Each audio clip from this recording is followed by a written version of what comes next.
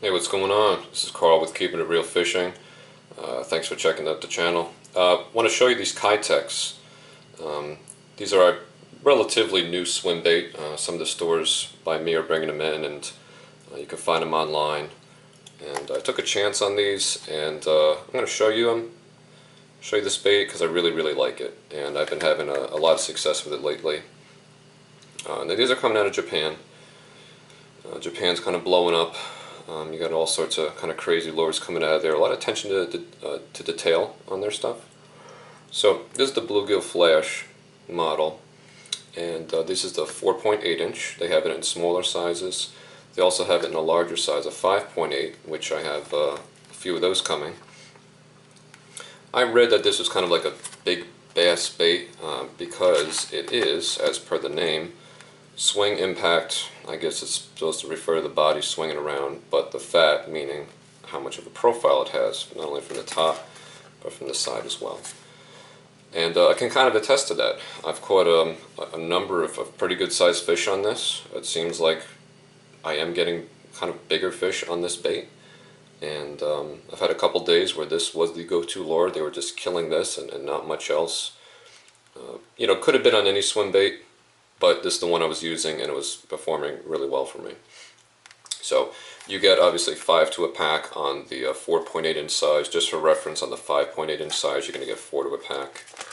And it's pretty much it, nothing really special here. Let me give you a closer look. Now I have a few different colors here. Now these are all the 4.8, and this is the Bluegill Flesh, and you can kind of see the coloration there. I like it because the dark is appreciably, the top rather, is appreciably darker than the bottom when you look at it from like a side profile. And to me it gives like kind of like that lateral line look. Most fish are darker on top and lighter on bottom. It just has to do with being seen and not seen, depending on whether you're viewing the fish from the bottom or the top. Very nimble bait, extremely loose and flexible. Comes down really skinny here to the tail, and that gives it a whole lot of action. The action on this is what I like about it. And all swim baits essentially do the same thing. I'm not going to say this does anything remarkably different, but the tail has a lot of action because of how skinny things are back here. It's really quite skinny. I'll show you the back too, how the way the coloring goes. But the tail has a lot of action, but it kind of resonates through the bait up to this point here where you see it really get fat. And as you can imagine, this part here doesn't bend too much, but up until here, it's not just a little kick of the tail. The tail's going, but then this part here is really, excuse me, it really has a lot of undulation and a lot of movement to it. And I've noticed, I'm actually surprised how slow I can retrieve these things. I can bring it down to, almost barely reeling in anything at all, and the motion just stays fluid. It just goes slower and slower and slower, but it still moves, and it still looks good. It's just proportional to how fast you reel, but all reeling speeds give it action. So I like that a lot. Small thing here, but very important, is this slit in the back.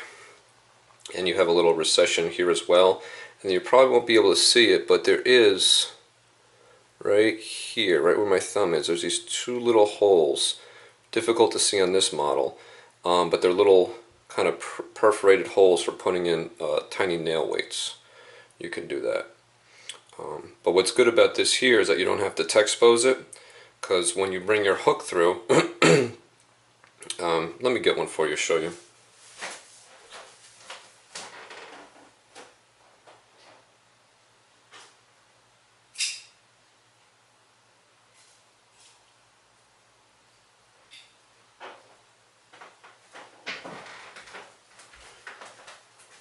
Okay, here's one that I have rigged.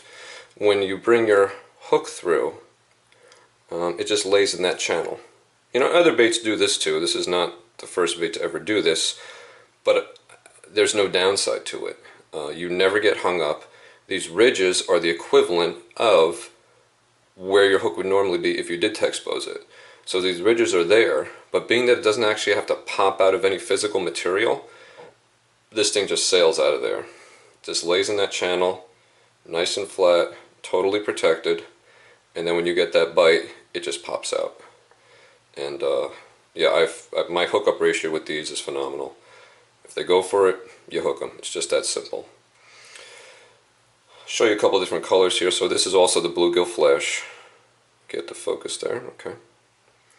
And that there's a little cutout here on the bottom, and same thing, just so that the hook has an easier time of having good penetration, because right there, it's, you know, there's less material that it has to go through.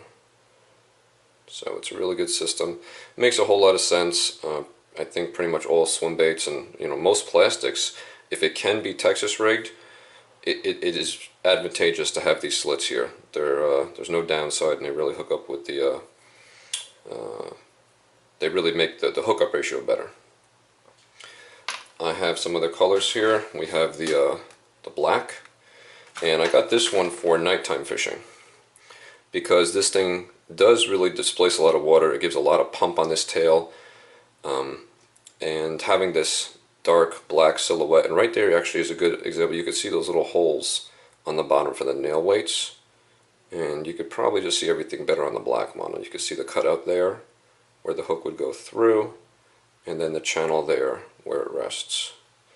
The front of it is just solid, round. These ribs are real flexible, you know. Okay, this is also the 4.8 inch size. I'm looking forward to using this at night. I have the advantage of being weedless. And what I really like about these, and I guess this is true of most swim baits, but I could bring these through anything. So I'll use them almost as like a topwater. I'll cast them onto the surface, deep into pads, and kind of bring them through in those little, you know, little pockets or something where there's a little opening between the pads. Never, ever do I get hung up, because that hook is up here, but also because it pops out so easily, I'll get them. So I do it in open water. You could do it through weeds, is what I really like. I like letting this fall into, you know, like the weeds that are coming up, hydrilla or whatever they're called, you know, like maybe 3-4 feet, those little skinny weeds, and just bring them right through, just like a fish. Just have them, you know, go right through those weeds, doesn't get hung up. Throw it on the pads, you know, bring it over the pads, let it fall into the spots between the pads, those little holes. You know, give it a little shake. You're not really even swimming it there, just give it a little shake. Bring it back out, just crawled over the pads. You'll get topwater strikes. When you get to the edge of that pad line where it meets more open water, just drag it over that last pad, let it drop. The weight of the lure, and most every hook that I've used, I have a couple different weights, is going to send this tail into action. So just as it falls, it's going to be swimming basically down. And so I'll bring it over the pads, just let it drop right on that line. Let everyone who is hiding underneath those pads, under cover, let them take a look at it. As it falls down, boom, you got a lot of strikes. And then tons and tons and tons of open water strikes. Drag it over timber, drag it through trees. I just never get hung up, and it's just, you can cast it absolutely anywhere. Like I said, this is pretty much indicative of most swim baits, assuming you have it rigged well. But, you know, it's really nice. It's a very versatile lure. Here's another color. This is the Sexy Shad. Haven't used it too much, but I just wanted to pick up another color. Just kind of has like yellowish and yeah, kind of like yellowish flakes in there. A little bit of silver, it looks like. Okay, you can see that fat profile. Everything else is the same. This is also 4.8. So there's that one. There's the black one. And then there's the Bluegill Flesh. I've had a lot of my success on the Bluegill Flesh.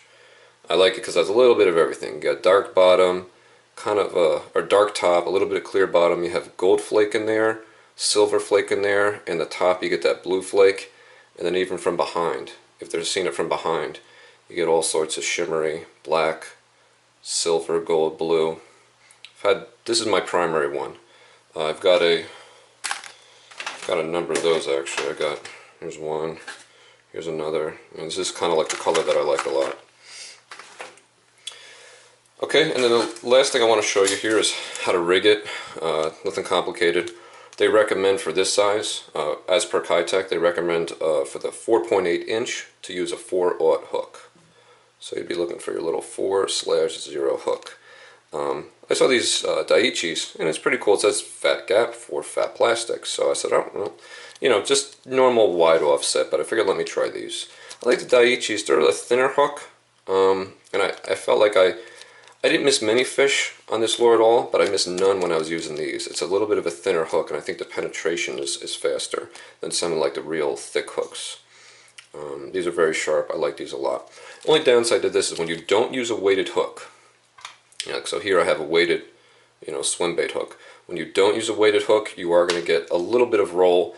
Usually it'll correct itself, but depending on how much stuff you're going through, sometimes it will never really, right itself.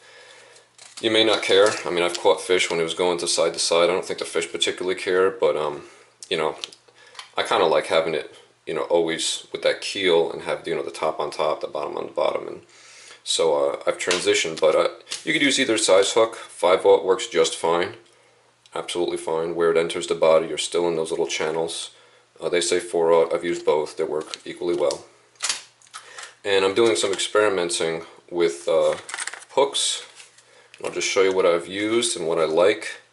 I got these. These are all 5/0, I believe. Yeah.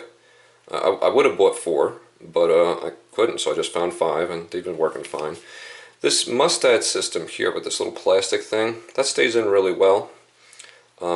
These hooks are good. You could actually slide this forward and backwards. It'll move on the hook, but it takes a good amount of effort. It's not going to happen on its own. You have to really kind of push it, but you can adjust where that weight sits. So these are kind of nice. It says ultra sharp, but honestly, I mean, they're plenty sharp to get the job done, but when you just feel the tip, it's not like sticky sharp like a Gamakatsu or like an owner. Like I said, I catch them on this, but there's a little. I don't think it's quite as sharp as the others. These owners, I feel, are a little bit sharper, but and I like their system here. They have the screw with that little center pin. It keeps it on there really nice. Only downside to the owners, I feel, is that they could have had a little bit more of a wide gap. That's what I'm using here. It's one of those. And in comparison to, say, like the Eagle Claws really, they dip down a little bit further. And so when that's compressing in that fish's mouth, it's just more area to hit the fish's, inner mouth and push it out.